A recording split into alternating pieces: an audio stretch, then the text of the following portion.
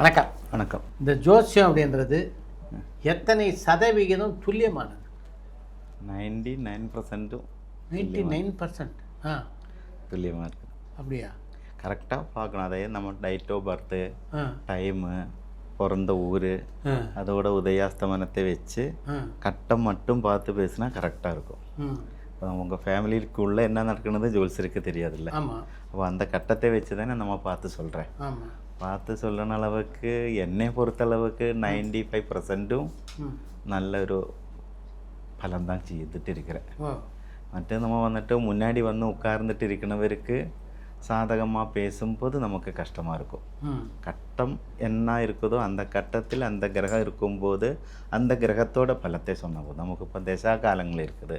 இப்போது சூரிய தசா, சந்திர தசா, ഓരോരുത്തർക്കും ഓരോ ദശയിൽ ആ ദശ, ഒന്നാമത്തെ ദശ പഠിപ്പ്, രണ്ടാമത്തെ ദശ വന്നിട്ട് എഡ്യൂക്കേഷൻ, മൂന്നാമത്തെ ദശ ശീഘ്രം കാശ് സമ്പാദിക്കണം, നാലാമത്തെ ദശ സമ്പത്ത്, അങ്ങനെ ഓരോ ദശകളും ആ ദശയുടെ ഫലത്തെയും അതേമാതിരി ആ ദശയിൽ എന്നെ ബുദ്ധി നടക്കുതോ அந்த புத்தி எந்த ராசியில் நிற்குதோ அதுக்கு ஏது பாவம், ஒன்றாம் பாவம், ரெண்டாம் பாவம்னு பலங்கள் இருக்குது. ஆ பலத்தை சொன்னால் கரெக்டாக தான் இருக்கும். வாழ்க்கை அப்படின்றது மேலே போகிறது, கீழே வர்றது, கஷ்டம், சுகம் ரெண்டும் மாறி மாறி வர்றது தான். இதெல்லாம் இல்லாமல் மேலேயே இருக்கக்கூடிய மாதிரி வாழ்க்கை ஏதாவது ஜாதகத்தை நீங்கள் பார்த்துருக்கீங்க? 99% இருக்காது சார். இருக்காது. ஒரு மேடு இருந்தால் ஒரு இறக்கம் இருக்குது. ഈ പണം സമ്പാദിക്കുന്നത് മാക്സിമം കഷ്ടപ്പെട്ട് സമ്പാദിക്കുന്ന പണം നമ്മൾക്ക് കറക്റ്റാக കഷ്ടപ്പെട്ട് സമ്പാദിക്കുന്ന പണത്തെ கடவுள் வந்துட்டு ஒரு 12 வருஷத்துக்கு அந்த பணத்தை கொடுத்துரும். 12 வருஷம். அந்த 12 வருஷம் நம்ம நல்ல விரயம், சுப விரயங்கள் ചെയ്ത് மக்களுக்கு நல்லது ചെയ്ത് நல்ல எண்ணத்தோடு வாழ்ന്നാൽ അതൊരു 12 വർഷം തിരുപ്പി കൊടുത്തുരും. അപ്പോൾ ഒരു 24 വർഷം. 24 വർഷத்துக்கு மேலே ஒரு பணக்காரனும் அதுக்கு மேலே போக்கிறதுக்கு சான்ஸ் இல்லை, கீழே வந்து விழும். அப்படியா சொல்கிறீங்க? அப்படி தான் அனுபவம் இருக்குது. தெரியுது. അപ്പോൾ ഒരു മേട് ഒരു ഇറക്കം കണ്ടിപ്പാக இருக்குது. നമ്മൾ എത്ര പെരിയ കോടീശ്വരനാണെങ്കിലും ആ 24 വർഷം കണ്ടിന്യൂസാக പോണാൽ 25ാമത്തെ വർഷം கீழே வீணே ஆகணும். அதான இது மேலே பெரிய பணக்காரர் ரொம்ப கஷ்டப்படுறவங்களுக்கு 24 வருஷம் கழிச்சு சுபிட்சம் கிடைக்கிறதுக்கு வாய்ப்பு இருக்கா? അതായത് നമുക്ക് പിറക്കുമ്പോൾ നമ്മുടെ ഫാമിലി ബാക്ക്ഗ്രൗണ്ട് ഒന്നും இருக்குதில்ல. അതായത് ഇപ്പോൾ വസതിയുള്ള വീട്ടിലെ പസങ്ങൾ വളരുമ്പോൾ അതിനോட സിസ്റ്റം വേറെ, വസതി ഇല്ലാமல் മട്ടം താഴെ നിൽക്കുമ്പോൾ അവരുടെ സിസ്റ്റം தான் വേറെ இல்லையா. അപ്പോൾ അതിൻ്റെ ഒരു ബാക്ക്ഗ്രൗണ്ട്, അതായത് നമ്മൾ ഫാമിലി ബാക്ക്ഗ്രൗണ്ട് കൂടി അതിൽ பார்க்க വേണ്ടി இருக்குது. മൊത്തமாக ശാസ്ത്രം பார்த்துட்டும் പ്രയോജനമില്ല. എന്നാൽ ரொம்ப പിച്ചെടുക്കുന്നവനും ഒരു ടൈം വരുമ്പോൾ പെരിയ പാട്ടുകാരനായി പെരിയ നടികനായിട്ടും വരുന്നില്ല. അത് ആ നേരങ്ങൾ ദശാകാലങ്ങളിൽ അവനോടെ പിറവിയുടെ നേരങ്ങളെ വെച്ചത് അതെല്ലാം അല്ല. എല്ലാവരുമേ മട്ടமாக പോണതും ഇല്ല, എല്ലാവരുമേ കോടീശ്വരനാകണതും ഇല്ല. എല്ലാം ഓരോരുത്തർക്ക് ഓരോ നേരം എന്നുള്ളത്. ഇപ്പോൾ ശുക്രദശയിൽ പിറക്കുന്നത്, ആ ശുക്രദശയിൽ പിറക്കുമ്പോൾ அந்த ശുക്രദശ ബാലശുക്രൻ എന്ന് പറയും. അപ്പോൾ അത് പേരൻസിക്ക് தான் സപ്പോർട്ട് ചെയ്യും. വയസ്സാன കാലത്ത് ആ പിറந்த ജാതകക്കാരനുക്ക് അത് ഫലം ചെയ്യാതെ. അപ്പോൾ അത് അവർക്ക് அந்த ഫലം ചെയ്യണം നനച്ചിരുന്നാൽ അവരോടെ ലൈഫിൽ അവർക്ക് നാളേക്ക് ഒരു കുളന്ത പിറക്കുമ്പോൾ ഇതേമാതിരി ശുക്രദശയിലോ ഗുരുദശയിലോ പിറന്നാൽ അതിനോട് ഫലം ഇവർക്ക് കിടച്ചിടും. പിന്നെ നമ്മുടെ അഷ്ടവർഗങ്ങൾ இருக்குது. അഷ്ടവർഗത്തിൽ സമുദായ അഷ്ടവർഗം എന്ന് പറഞ്ഞിട്ട് ഒന്നിരിക്കുക. അതിൽ ഒരു മനുഷ്യനോട് ലൈഫ് 3 ഷെയർ பண்ணுவார். அதில் ஃபஸ்ட்டு ஆதிகண்டம், மத்தியகண்டம், அந்தியகண்டம். அதில் ஆதிகண்டம் நல்லா இருந்திருந்து, மத்தியகண்டம் மீடியமாக இருந்து, அந்தியகண்டம் கம்மி, അതായത് അതിനോട് പെർസെൻറ്റേജ് കമ്മി தான் இருக்குதுன்னு വെച്ചാൽ എவ்வளோ கோடீஸ்வரனாണെങ്കിലും லாஸ்ட்லேக்கு ആ പിച്ചെടുക്കേണ്ട നിലമ വരും. அதேமாதிரி ஃபஸ்ட்டில் நமக்கு ரொம்ப கஷ்டமாக இருக்குது, அந்த கண்டம் கம்மி, ஆதிகண்டம் கம்மி தான் இருக்குதுன்னு நினச்சால் மத்தியகண்டம் கம்மி இருந்துன்னா ലാസ്റ്റിൽ വരുമ്പോഴേക്ക് ജാസ്തി ഇരുന്നാൽ അവർ ലാസ്റ്റ് ആകുമ്പോൾ നല്ലതായിരിക്കും ചെയ്യും. അത് அந்த അഷ്ടവർഗത്തിൽ നമ്മളിപ്പോൾ പെരിയ കോടീശ്വരനാണെങ്കിലും ലാസ്റ്റിൽ കഷ്ടപ്പെടുന്നതിനുള്ള കാരണം ആ സമുദായ അഷ്ടവർഗത്തിൽ അക്ഷാധിക്യം ലാസ്റ്റിൽ വരും, കമ്മിയാകുമ്പോൾ അവർക്ക് കഷ്ടം കൊടുത്തിരും. നമ്മളിപ്പോൾ ചില വയസ്സാണവരൊക്കെ നമുക്ക് ജാതകം பார்க்க വരുവാറ്. അപ്പോൾ അവർക്ക് വന്നിട്ട് കഷ്ടങ്ങളുണ്ടാവും. ഈ കഷ്ടത്തിൽ നിന്ന് നമുക്ക് വിമോചനം கிடைக்குமான்னு കേൾക്കും. അപ്പോൾ മാക്സിമം നമ്മൾ இந்த അഷ്ടവർഗപ്പടി വന്നിട്ട് അന്ത്യകണ്ഡത്തിൽ അക്ഷാധിക്യം இருக்குதா இல்லையான்னு பார்க்கும். അക്ഷാധിക്യം ഇല്ലാமல் ഇരുന്നിരുന്നാൽ അവർക്ക് അതിൽ നിന്ന് മുന്നോട്ട് വരാൻ കഷ്ടமாக தான் இருக்கும். പക്ഷെ അത് നമ്മൾ എപ്പോഴുമേ பார்க்கണതില്ല. പക്ഷേ ഞാൻ ഇപ്പോൾ വന്നിട്ട് கொஞ்சம் பார்த்துட்டு இருக்கிறேன். என்னன்னு கேட்டு കഴിഞ്ഞാൽ இப்போ சென்னையில் வந்ததில் இருந்தெல்லாம் நமக்கு நிறைய விஐபிஸ்கள்னால் நமக்கு நிறைய வருது. நம்ம முன்னாடி வந்து உட்கார்ந்துட்டு இருக்கணும்னு நினச்சிருந்தா அவருக்கு ஒரு கஷ்டம் இருக்கும் இல்லையா? അല്ലാതെ നമ്മളിപ്പോൾ ഒരു ഡോക്ടറെ പാക്ക പോകണം വ്യാധി ഇരുന്നാൽ പോകും എന്ന മാതിരി ഇപ്പോൾ ജാതകം പാക്കർക്കെന്ന് പറഞ്ഞാൽ അവർക്കൊരു കഷ്ടം ഇരുന്നാൽ വരും. ആ കഷ്ടം വരുന്നത് മാക്സിമം വയസ്സ് കൊഞ്ചം ഒരു 60 വയസ്സിക്ക് മേലുള്ള ഒരാളെന്ന് നനച്ചിരുന്നാൽ അപ്പോൾ അഷ്ടവർഗം പാത്രം. അപ്പോൾ അഷ്ടവർഗത്തിൽ അക്ഷാദിക്യം ഇല്ലാത്ത ഒരാളാണെന്ന് നനച്ചിരുന്നാൽ അവരോട് നമുക്ക് നാളേക്ക് നല്ല ഇരിക്കും, அதுக்கு வேண்டிட்டு இன்னது பண்ணலாம், இன்னும் கோவில் போகலாம் നമുക്ക് சொல்லறக்க முடியாது. അപ്പോൾ അതുകൊണ്ട് അത് ഞാൻ ഇപ്പോൾ ഈ ഒരു ചെന്നൈയിൽ വന്നതിലിരുന്ന് അത് கொஞ்சம் பார்த்துட்டு இருக்கிறேன். இது ஒருத்தருடைய வாழ்க்கைக்கும் കർമാക്കൾക്കും സംബന്ധം இருக்கா? കർമ്മത്തിന് അതിന് സംബന്ധமாக இருக்குதாന്ന് കേട്ട് കഴിഞ്ഞാൽ അതേ മുൻജന്മ ദുരിതങ്ങളുണ്ടാവും. ഇപ്പോൾ നമ്മുടെ പേരൻസൊക്കെ അല്ലെങ്കിൽ താത്താ പാട്ടിയൊക്കെ ചെയ്ത പാപത്തിൻ്റെ, ഇപ്പം ഞാനൊരു പാപം ചെയ്തു കഴിഞ്ഞാൽ അത് എന്നോട് പേരക്കുട്ടികൾക്ക് അത് അനുഭവിക്കും വരും. അപ്പോൾ അന്തമാതിരി വരുമ്പോൾ നമ്മൾ അതിന് ദോഷപരിഹാരങ്ങളൊക്കെ ചെയ്തിരിക്കുന്നത്. ആ ദോഷപരിഹാരങ്ങൾ ചെയ്താൽ അതിന് വിമോചനം കിടച്ചിடும். நீங்கள் பல ஜாதகங்களை பார்த்துருப்பீங்க. ஒரு பர்ஃபெக்ட் ஜாதகம், சரியான ஜாதகம், நல்ல ஜாதகன்றது என்னென்ன அம்சங்கள் பொருந்தியதாக இருக்கணும்? അതായത് ഒരു ജ്യോത്സ്യരെ പുറത്തളവൊക്കെ ഒരു നല്ല ജാതകം ഇവർക്കുള്ളതില്ല. എന്നുവെച്ചാൽ 12 ഘട്ടത്തിൽ ഏതെങ്കിലും ഒരു ഗ്രഹം മോശமாக தான் இருக்கும். അപ്പോൾ പിന്നെ ഒരു നമ്മൾ വന്നിട്ട് ചൊല്ലിക്കൊടുക്കുമ്പോൾ നമുക്ക് നല്ലത് ചൊല്ലിക്കൊടുക്കണം. പക്ഷേ അതിൽ ചിലത് വന്നിട്ട് നമുക്ക് മോശமாக இருக்கும். ഇപ്പോൾ എന്നോട് ജാതകം ഞാനേ பார்த்திருந்தாൽ എനിക്ക് ഒന്നുമേ മുന്നോട്ട് വരാൻ മുടിയാതെ. എന്നുവെച്ചാൽ നമുക്ക് നല്ലതെല്ലാമേ മൈൻഡിൽ നിൽക്കാതെ കെട്ടത് മറ്റും നമ്മുടെ മൈൻഡിൽ നിൽക്കും. അപ്പോൾ ഇന്ന ഗ്രഹം ഇന്ന രാശിയിൽ നിന്നാൽ ഇന്ന ഫലം എന്ന് പറഞ്ഞാൽ അതേ മൈൻഡ് വെച്ചിട്ടിരിക്കത്തില്ല. നേരെ മറിച്ച് നമുക്കൊരു അഡ്വൈസ്, അതായത് അടുത്ത ഒരാൾക്ക് അഡ്വൈസ് ചെയ്യുകയാണെങ്കിൽ അത് നല്ലത്. പക്ഷെ അതിൽ നമുക്ക് നല്ലതാണെങ്കിലും കെട്ടതാണെങ്കിലും നമുക്ക് ചൊല്ലിക്കൊടുക്കണം. അവർ ആ അഡ്വൈസ് കേട്ട് നടക്കുമ്പോൾ പ്രശ്നമില്ല. 100% ഒരു ജാതകവും 100% நல்லா இருக்குன்னு சொல்கிறதுக்காகலதில்ல, ஒரு குறை கண்டிப்பாக இருக்கும். உங்ககிட்ட பலதரப்பட்டவங்க வந்து பலன் கேட்க வராங்க. அரசியல் வந்துட்டு அவர் அடுத்த ஒரு போஸ்டிங் வருது, அது எனக்கு கிடைக்குமா, மந்திரி அது கிடைக்கிறதுக்காக என்ன பண்ணலாம் அப்படி கேட்கணவர் இருக்குது. அதுபோல் நேற்று நைட்டும் கூடி ஒரு எம்எல்ஏ வந்திருந்தது. அடுத்து ஏதோ ஒரு போஸ்டிங் வருது, அது கிடைக்குமான்னு கேட்டு கிடைக்கிறதுக்கு சான்ஸ் இல்லைன்னு சொன்னாச்சு. அப்போ அதில் என்ன பரிகாரம் பண்ணலாம்? அதுக்கு பரிகாரம் பண்ண முடியாது. பரிகாரம் எப்படியோ பண்ணலாம் சார், இது பண்ணாலும் பரவாயில்ல, ஒன்றுமே பண்ண முடியாது. பரிகாரம் இதுக்கு இல்லை. உங்கள் நம்பிக்கைக்கு வேண்டி வேണമെങ്കിൽ பரிகாரம் பண்ணலாம். இந்த தடவை அந்த போஸ்ட்டு உங்களுக்கு கிடைக்காது அப்படி சொல்லி தான் அனுப்புனது. പിന്നെ അപ്പോൾ അത് നടക്കാത്ത നമ്മൾ നടക്കാൻ சொல்லலாம். പിന്നെ അവർ വന്ന് ഉட்கார்ந்துട്ടിരിക്കുന്നവർ പെരിയവരാകലാം. ആ പെരിയവരാണെന്ന് നനച്ച് നമ്മൾ അവരെ ഭയന്ന് പേസിനാൽ അവർക്ക് മനസ്സ് കഷ്ടമാകുമെന്ന് നനച്ച് അവർക്ക് സാധകமாக പേസിനാൽ நம்ம തൊഴിലിനും ബാധിപ്പില്ല, പ്രയോജനമില്ലാமல் പോയിടും. എല്ലാ അരിശരവാദികളൊക്കെ എന്താ மாதிரி தான் கேள்வி கேட்கும். അവരൊക്കെ മെയിനായിട്ട് കാശ് സമ്പാദിക്കണം, പോസ്റ്റിംഗ് വേണം. അത് എவ்வளோ ലക്ഷങ്ങൾ കൊടുക്കാനും അവർ കോടികൾ കൊടുത്താലും அந்த പോസ്റ്റിംഗ് കിടക്കണം നിனைக்கும். പക്ഷെ அது கொடுத்தாலும் நமக்கு கிடைக்காத, நேரம் சரியில்லைங்க கிடைக்காதுன்னு சொல்லணும். அவ்வளோதான். இப்போ கலைத்துறையை சேர்ந்தவங்களும் சந்திப்பாங்க உங்களை, சினிமா ட்ராமா இதில். இவங்கெல்லாம் என்னென்ன கேட்பாங்க முக்கியமாக? இவர் வந்துட்டு நமக்கு இதே மாதிரி നമ്മൾ ചെയ്യുന്ന இப்போ அடுத்த புதுசாக படம் எடுக்க போகிற, அது நல்லா இருக்குமா, அது சக்ஸஸ் ஆகுமா, அந்த மாதிரி கேள்வி கேட்கும். അവരുടെ ആ തൊഴിൽ രംഗത്ത് അവർക്ക് നല്ലത് പേര് പുകഴ്വ് கிடைக்குമാറ്. അതും ഇതേ മാതിരി தான். നമുക്ക് ആ നേരം நல்லா இருக்கும்போது ഇപ്പോൾ നിങ്ങൾ അടുത്ത ப்ராஜெக்ட் எடுத்தால் நல்லா இருக்கும்னு சொல்லுவார். அதല്ലെങ്കിൽ அடுத்த ப்ராஜெக்ட் எடுத்தால் நல்லா இருக்காதுன்னு சொல்லுவார். அந்த மாதிரி தான். இப்போ நான் ஒரு படம் எடுக்கலான்னு முடிவு பண்ணியிருக்கேன். உங்கள்கிட்ட வந்து படம் எடுத்தால் அது வெற்றி பெறுமான்னு கேட்டால் உங்களால் சொல்ல முடியுமா? அதை கண்டிப்பாக நம்ம வந்துட்டு உங்கள் ஜாதக பிரகாரம் நேரம் சப்போர்ட்டாக இருக்குதுன்னு நினச்சிருந்தால் அந்த படம் எடுத்தால் சக்ஸஸ் ஆகும்னு சொல்லுவார்.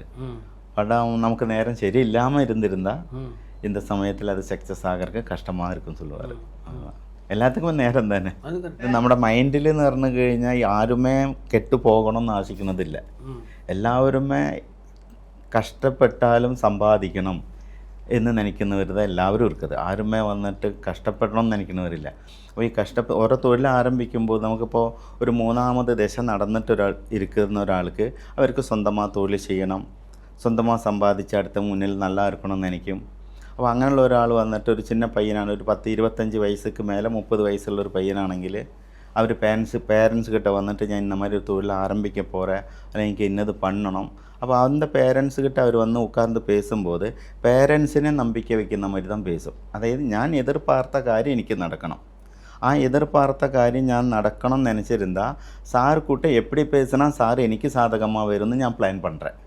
அந்த மாதிரி பிளான் பண்ணி பேசும்போது பேரண்ட்ஸும் வந்துட்டு ஒரு ஜோல்சர்கிட்ட போயிட்டு இந்த மாதிரி பையன் சொல்கிறேன் பண்ணலாமான்னு கேட்டால், ஜோல்சர் வந்துட்டு கெட்ட நேரம்னு இப்போ பண்ண வேண்டாம்னு சொன்னால் அந்த ஸ்பாட்லேயே பையன் சொல்லுவார், இல்லை என் பேரில் பண்ணினா தானே கெட்ட நேரம், அம்மா பேரில் பண்ணலாமா இல்லைங்க அப்பா பேரில் பண்ணலாமா அப்படி கேட்கும். அப்படி கேட்கும்போது என்னான்னு கேட்டீங்க, அவன் அது முடிவெடுத்தாச்சு பண்ணி ஆகணும். அப்போ பண்ணி ஆகிறதுக்காக ஜோல்சரும் அவனுக்கு சாதகமாக வரான்னு வேண்டிட்டு தான் ஒன்றில்லாங்க அம்மா பேரில் பண்ணலாம் அப்பா பேர் பண்ணலான்னு கேட்குறது. அப்போ நம்மளுக்கு அது அந்த சமயத்தில் அது சொன்னால் மண்டையில் ஏறாது. இப்போ நமக்கு அப்படி உள்ளால் அம்மா பேர்லேயும் அப்பா பேர்லேயும் பண்ணால் வெற்றி ஆகுமா? ஆகாது. ஆகாது. அவனோட மைண்டில் வந்துட்டு அவன் வெளியில் ஒரு ஆளுக்கு சொல்லி கொடுத்தா நல்லாயிருக்கும். அவனுக்காக வேண்டி அவன் முதல் முடக்கினா அது சக்ஸஸ் ஆகாது.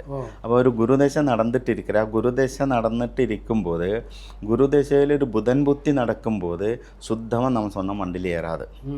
அது நடத்தி ஆகணும். അതിനു വേണ്ടി അവൻ இந்த சாஸ்திரத்தையும் குறை சொல்லலாம், சாமியினையும் குறை சொல்லலாம். പക്ഷേ அது லாஸ்ட்டில் ராகுபுத்தி வரைக்கும் அவன் அது வந்துட்டு ரொட்டேஷன் ചെയ്തിട്ടേ പോകും. അത് കഷ്ടமாக இருக்கும். ആ കഷ്ടം വെളിയിൽ തെളിയിക്കാமல் കൊണ്ടുപോകുന്നത് 13 വർഷം വരെ. 13 വർഷം കഴിയുമ്പോൾ രാഹുബുദ്ധി വരും, ടോട്ടൽ ബ്ലോക്കാവും. அந்த സമയത്തിൽ தான் ഒന്നല്ലെങ്കിൽ ഊര് വിട്ട് ഓടിപ്പോണതും അല്ലെങ്കിൽ വന്ന് തർക്കുല പണണതൊക്കെ ചെയ്യുന്നത്. അപ്പോൾ അത് ഇപ്പോൾ സാറുടെ വയസ്സിലുള്ള അനുഭവങ്ങൾ இருக்குதுல்ல. എനിക്കിപ്പോൾ 53 വയസ്സ്, എൻ്റെ വയസ്സ് താണ്ടി സാർ இருக்குது. അപ്പോൾ இந்த 53 വയസ്സിൽ என்ன നടക്കുന്നുള്ളത് സാർക്ക് தெரியுது. ആ അഡ്വൈസ് தான் എനിക്ക് തர்றேன். அது ഞാൻ கேட்டு நடந்தால் ഞാൻ நல்லா இருக்கும்.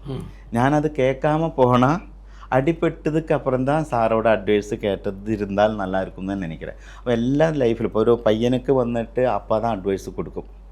அந்த பையன் அட்வைஸு கொடுக்கும்போது பையன் கேட்காது. அம்மா வந்துட்டு சப்போர்ட்டு நிற்கும் பையனுக்கு. ஒரு புள்ள வந்துட்டு தப்பு பண்ணும்போது அம்மா சப்போர்ட்டு கொடுக்கும். அல்ல அம்மா അതിനെ അഡ്വൈസ് ചെയ്യും. அந்த சமயத்தில் அப்பா வந்துட்டு சப்போர்ட்டு என் பொண்ணு அப்படி இல்லை, என் பொண்ணு தங்கமான பொண்ணு தானே சேர்த்து பிடிச்சிரும் இல்லையா. പക്ഷേ കെട്ട് പോണதுக்கு അപ്പുറം தான் അമ്മ പേച്ച് കേട്ടിരിക്കലാന്ന് நினைக்கிறேன். അതേ மாதிரி പയ്യൻ എന്താ അത് ആ വയസ്സ് താണ്ടി വരുമ്പോൾ അവർ കൊടുക്കുന്ന അഡ്വൈസ് தான். ഓരോരുത്തർക്കും ഓരോ വയസ്സ് താണ്ടുമ്പോൾ അനുഭവങ്ങളെ വെച്ച് தான் മറ്റൊരാൾക്ക് ചൊല്ലിക്കൊടുക്കറേ. ആ കൊടുക്കുമ്പോൾ കേൾക്കണതില്ല. മുതൽ കാലങ്ങൾ കൂട്ടുകുടുംബமாக இருக்கும்போது വീട്ടിൽ പെരിയവരെ അനുസരിച്ച് வாழ்ந்துட்டிருந்தது. ഇന്ന് ആരുമേ அந்த மாதிரி இல்லை. இப்போ കല്യാണം കഴിയും പൊണ്ണ് பார்க்குമ്പോഴേ முதல்ல കേൾക്കുന്നത് കല്യാണമാണ്, എന്നെ തനിയെ കൊണ്ടേ കുടി വയ്ക്കുമോ അല്ലെങ്കിൽ വീട്ടു മാപ്പിളയായിട്ട് വീട്ടുക്ക് വരുമോ. അപ്പോൾ അവരുടെ കേൾവിക്ക് ബദൽ சொன்னால் மட்டும்தான் அந்த கல்யாணமே நடക്കുന്നത്. അവിടെ ஜாதகம் பொருத்தம் நடந்துடும். அல்லாத நம்மளிപ്പോൾ 10 பொருத்தம் இருக்குது, இந்த ஜாதகம் கல்யாணம் பண்ணனா நல்லா இருக்குன்னு சொன்னாலும் பொண்ணோட கேள்விக்கு மாப்பிள்ளை ஓகே சொன்னால் மட்டும்தான் இல்லையா. பெரும்பாலான திருமணங்கள் பார்த்தீங்கன்னா பொருத்தங்கள் பார்த்து தான் நடக்குது. பொருத்தங்கள் பார்த்து நடந்ததுக்கு பின்னாலேயும் அந்த திருமணங்கள் 6 மாதத்தில் 8 மாதத்துலலாம் திரும்பி வந்து விவாகரத்து கேட்டு கோர்ட்டில் போய் நிற்கிறாங்க. അപ്പോൾ அந்த திருமண பொருத்தம்லாம் என்ன பலன்? അല്ല അങ്ങനെ തിരുമണ പൊരുത്തം പാക്കുന്നതിൽ നമ്മൾ 3 വിഷയങ്ങളാണ്. ഒന്ന് പാപസാമ്യം, 2 ദശാസന്ധിപ്പ്, 3 പൊരുത്തം. ഇത് 3மே பார்த்து கல்யாணம் பண்ணினாலே கண்டிப்பாக பிரச்சனைகளൊന്നും വരാതെ. പക്ഷെ നമുക്ക് കല്യാണத்துக்குன்னு ഒരു നേരം இருக்குது. അതായത് കല്യാണം ഒന്ന് ശുക്രബുദ്ധിയിൽ தான் നടക്കും, ഒന്ന് നക്ഷത്രാധിപൻ ചന്ദ്രനോட ബുദ്ധിയിൽ നടക്കും, ഒന്ന് ലഗ്നത്തിൻ്റെ 7ാം ഭാവാധിപനായ ഗ്രഹത്തിനോட ബുദ്ധിയിൽ നടക്കും. இந்த மாதிரி டைமில் ஒன்றுமே இன்னும் 90% ആരും കല്യാണം பண்ணണதில்ல. എന്നുവെച്ചാൽ ഇന്ന് പിള്ളകൾ அந்த வயசில் ஒன்னலையும் படிச்சுட்டு இருக்கும், അല്ലെങ്കിൽ அப்போ தான் வேலை கிடச்சிருக்கும். அப்போ அதனால் அந்த சமயத்தில் கல்யாணம் பண்ணாமல் அப்போ 22 வயசு, இப்போ பொதுவே 18 வயசுக்கு மேலே கல்யாண யோகம் இல்லையா. ஆ வயசு அதுக்கு மேலே கல்யாணம் இப்போ 25 இப்போ 30 வயசுக்கு மேலே தான் கல்யாணம் பார்க்குறேன். 5 கூட ஆயிடுச்சு. അപ്പോൾ അതുകൊണ്ട് ഇത് എന്നാന്ന് കേട്ട് കഴിഞ്ഞാൽ ആ കല്യാണ യോഗമുള്ള സമയത്ത് അവർ பண்ணாமல் அதுக்கப்புறம் அவர் வயசு வரும்போது பார்த்து பண்ணுறேன். அவட ஜாதகம் கரெக்டாக பார்க்கணதில்ல, ஏதோ ஒரு அட்ஜஸ்ட்மெண்ட் பார்த்து கல்யாணம் பண்ணுறேன். இப்போ ஜாதகம் பார்த்து கல்யாணம் பண்ணினாலும் கண்டிப்பாக ஃபேமிலியில் பிரச்சனை வரும். ഒന്ന് ചന്ദ്രാഷ്ടമം വരുമ്പോൾ ചണ്ട വരും. 2 വന്നിട്ട് ദശാനാഥങ്ങൾ, ഇപ്പോൾ വല്ല ഗുരുദശയിൽ ബുധൻ ബുദ്ധി വന്നാൽ ചണ്ട വരും. ശുക്രദശയിൽ വന്നിട്ട് സൂര്യബുദ്ധി വന്നാൽ ചണ്ട വരും. ശനി ദശയിൽ സൂര്യനോട് ബുദ്ധി വരുമ്പോൾ ചണ്ട വരും. അത് ഇപ്പോൾ ശുക്രദശയിൽ സൂര്യൻ എന്ന് പറഞ്ഞു കഴിഞ്ഞാൽ 1 വർഷം, 1 വർഷം കഴിഞ്ഞാൽ அந்த பிரச்சனை സോൾവ് ആയിടും. ഗുരുദശയിൽ ബുധൻ ബുദ്ധി വന്നാൽ ബുധൻ ബുദ്ധി കേതു ബുദ്ധി മുടിയുന്ന വരയ്ക്കും ചണ്ട വരും. அதாவது அவங்க பொருத்தம் இருந்தாலும் ആ ഗ്രഹങ്ങൾ തമ്മിൽ വിരോധികളാണ്. അതായത് ദശാനാഥനും ബുദ്ധിനാഥനും വിരോധിയാകുമ്പോൾ ഒരുത്തർ പേഴ്സണൽ അടുത്തൊരാൾക്ക് അനുസരിച്ച് പോകാനുള്ള മനസ്സില്ല. ഇത് നമ്മൾ വന്നിട്ട് பண்ணல. അപ്പോൾ അത് ஜோல்சியர் അടുത്ത് போய் കഴിഞ്ഞാൽ ஜோல்சியர் தான் சொல்லி புரிய வைக்கணும். அதாவது இந்த திசையில் இன்ன புத்தி நடக்குது, இந்த டேറ്റ് കഴിഞ്ഞാൽ ഇവർക്കുള്ള പ്രശ്നങ്ങൾ മുടിഞ്ഞ് സന്തോഷமாக இருக்கும் சொல்லி കൊടുக்கலாம். ഇന്നിപ്പോൾ നമ്മൾ വന്നിട്ട് ഒരു മാരേജ് ആയി மேரேஜ் ஆனதுக்கப்புறம் ஒரு வேலைக்கு போகுது, ஒரு புள்ள வேலைக்கு போனாலும் பையன் வேலைக்கு போனாலும் வீட்டுக்குள்ளே சண்டை இல்லாமல் இருக்காத குடும்பம் இருக்காது. இது வெளியில் போய் நம்ம வேலைக்கு போன இடத்துல இந்த மாதிரி என்னம்மா அன்றைக்கி சோகமாக இருக்குதுன்னு கேட்கும்போது இன்றைக்கி ஹஸ்பண்ட் ஒய்ஃபுக்குள்ளே சின்ன பிரச்சனை ஆயுதுன்னு சொன்னால் அது வந்துட்டு சொல்லி புரிய வச்சு சேர்த்து வைக்கிறதுக்கு அருமை இல்லை. அது நம்ம எந்த அளவுக்கு பெருசாக்கலாம், இந்தது எப்படி நமக்கு பயன்படுத்தலாம் நினச்சிட்டு எரியுന്ന நெருப்பில் எண்ணெய் ஊற்றி கொடுத்து அதில் பிரச்சனத்தை பெருசாக்குறேன். இது இந்த பேரண்ட்ஸும் அதுதான் பண்ணுறேன். இன்னிപ്പോൾ ஒரு பிஸ்னஸ் மாதிரி தான். கல்யாணம் ஆகுது, 6 மாதமாகி சண்டை போட்டு வந்ததுக்கப்புறம் வந்து കഴിഞ്ഞാൽ கேஸு கொடுத்து കഴിഞ്ഞാൽ வக்கீல் சம்பாதிக்குது. இத்தனை % இவ்வளோ லட்சம் நான் வாங்கி தர்றேன், இவ்வளோ % எனக்கு வேணும், இந்த மாதிரி பேசுகிறேன். அந்த மாதிரி பேசிட்டு குடும்பத்தை கஷ்டப்படுத்துனதும் இருக்குதுல்ல. അപ്പോൾ 90% എന്ന് വെച്ചാൽ ഒരു മാരേജ് ലൈഫിൽ ഹസ്ബൻഡ് വൈഫ് சண்டை വരുമ്പോൾ അതിനെ ചൊല്ലി പുരിയ വെച്ച് ചേർത്തി വയ്ക്കാൻ ഇന്ന് പേരൻസും ഇല്ല, ഫ്രണ്ട്ഷിപ്പും ഇല്ല. അതാണ് മുഖ്യമായിട്ട്. വക്കീൽമാർ കിട്ടപ്പോണ് അവരും സമ്പാദിக்கிறேன். சண்டை இல்லாமல் இருக்குமா? അപ്പോൾ അപ്പാവും പയ്യനാണെങ്കിലും சண்டை വരും, അപ്പാവും അപ്പോഴാണെങ്കിൽ എല്ലാം ചണ്ടകൾ വരും. ഇതെല്ലാം നമ്മൾ വന്നിട്ട് ഇന്ന് വെളിയിൽ പോയിട്ട് ഒരാളോട് ഷെയർ ചെയ്യുമ്പോൾ നമുക്കിന്ന് അപ്പ അമ്മ കൂടെപ്പിറപ്പ് ഇതല്ലാതെ വേറെ 4ാമത് ഒരാൾ വന്ന് കിട്ടപ്പോണ അത് പ്രശ്നം എന്താ? இப்போ கல்யாணத்துக்கு வந்து பொருத்தம் பார்க்குறாங்கல்ல, அது மாதிரி விவாகரத்து பண்ணணும்னு முடிவெடுத்ததுக்கு பின்னாலேயும் அவங்க ஜாதகத்தை பார்க்கறது நல்லதுன்னு நினைக்கிறீங்களா? അതായത് ഇപ്പോൾ എൻ്റെ അടുത്ത് ജാതകം ഡൈവേഴ്സ് വരയ്ക്ക് പോകുന്ന കേസും வந்துட்டிருக்கிறேன். இப்போ எனக்கு வந்து கட்டப்படி நல்லா இருக்குது ஜாதகம். நான் வந்து நல்ல ஒரு வசதியாக இருக்கக்கூடிய ஜாதகமாக எனக்கு. நான் எந்த வேலையும் செய்யாமல் அப்படியே படுத்துட்டே இருந்தாலே அது வருமா, இல்லை அதுக்கான முயற்சி பண்ணியா? தான் பாதி தெய்வம் பாதி இல்லை. അപ്പോൾ கண்டிப்பாக നമ്മൾ വന്നിട്ട് நீங்கள் பார்த்த ஜாதகங்களில் என்ன இப்படி ஒரு ஜாதகமா அப்படின்னு நீங்கள் ஆச்சரியப்பட்ட ஜாதகம் தான் இருக்கா? എൻ്റെ അടുത്ത് ജാതകം വന്നു കഴിഞ്ഞാൽ നമ്മൾ വന്നിട്ട് ആ ജാതകത്തിൻ്റെ അപ്പോൾ